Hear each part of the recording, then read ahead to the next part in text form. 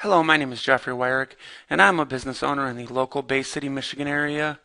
And I'd like to start today by sharing with you an image that you see in the background of the local Hilton Doubletree Hotel, a place that I've always seen as being a very good example of a successful business in our area with beautiful dining facilities and absolutely elegant meeting rooms. Unfortunately, you'd never guess that just a few blocks from here is another hotel that's run down and currently yet again is no longer open for business. In fact, it was this exact thought looking at these two businesses 4 or 5 years ago and since then that have really made me start to think about why it is that a lot of the businesses in our area are going down. Is it really the economy? Is it location? Is it how they're running their business? So I started to look around a little bit and I took to the streets.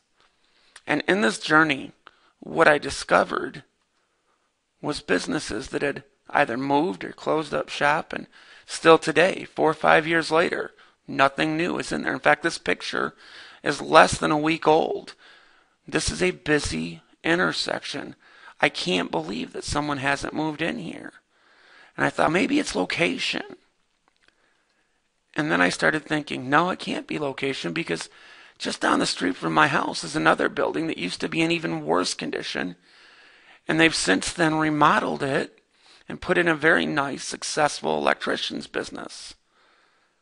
Another good example of this would be a local gas station not far from my home that was open when I first moved up here to the Bay City area, but has since then obviously closed down.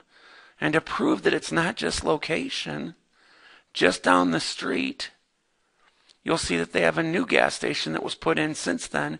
In fact, roughly right around the same time that the one was getting ready to close down, this one was being remodeled and built up, and it's still very successful today. They are probably no more than 2 to 3 blocks apart, much like the hotels that I mentioned earlier. So again, it can't be location.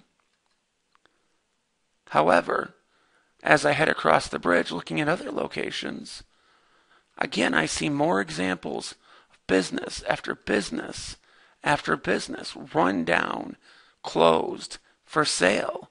Totally blows my mind to see things like this, because you'd swear that I live in like Harlem or the lower end of the Bronx, New York, and not in a nice area like I do. But yet right around the corner, we have successful restaurants that I've eaten at, nice places. Places where you can get, your car fixed. This, in fact, the place right here in this image with a little boy holding the transmission up is the exact place I take all of my vehicles for repair. Very popular local pizzerias. The image here that you see on the right is one of my customers, and today he's doing better than he's ever done in his business. In fact, he's doing so well that he's getting ready to open a second location. He absolutely loves the success that he's enjoying. So it can't possibly be location. And to show a good example of location, I want you to understand that I live in an area where less than a mile from my house are beautiful homes like this. And as we get closer to my home, there are really nice, what we might call middle American single and double-story homes. In fact, I live in the perfect example of a middle-income area. We have beautiful science centers, museums, theaters, and of course several really nice libraries. So it can't be location.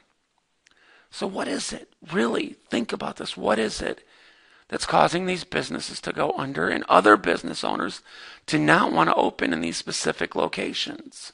My first theory is that people open their business a lot like the flea market you see here in this picture. They put it out there on the corner, and they expect that the people that drive by and walk by their location are just going to come in, spend money, do business, and tell their friends. Because after all, word of mouth is the best advertisement, right?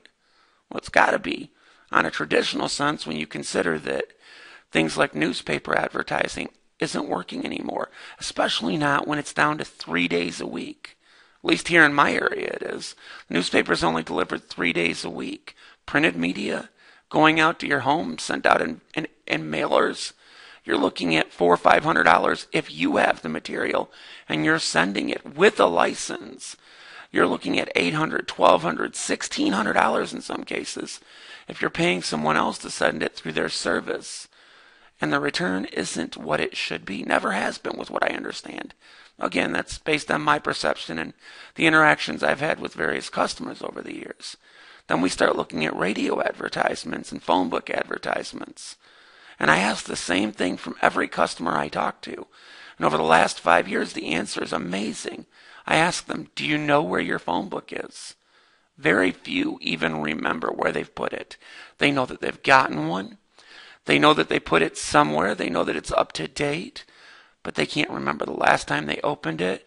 They can't remember the last time someone called and even mentioned that they found them in the phone book. And the radio? Oh my God. I've got customers that in the past have spent $10,000, $15,000 and not even gotten 10% return on their investment. That leaves us with TV, where you can easily spend thousands and thousands of dollars. And while it is more effective, I'll be honest, it's one of those things where most of us as business owners really can't afford TV advertisement when we're barely getting by. We need to find a more effective means to promote our business. And that's what I'm here for today.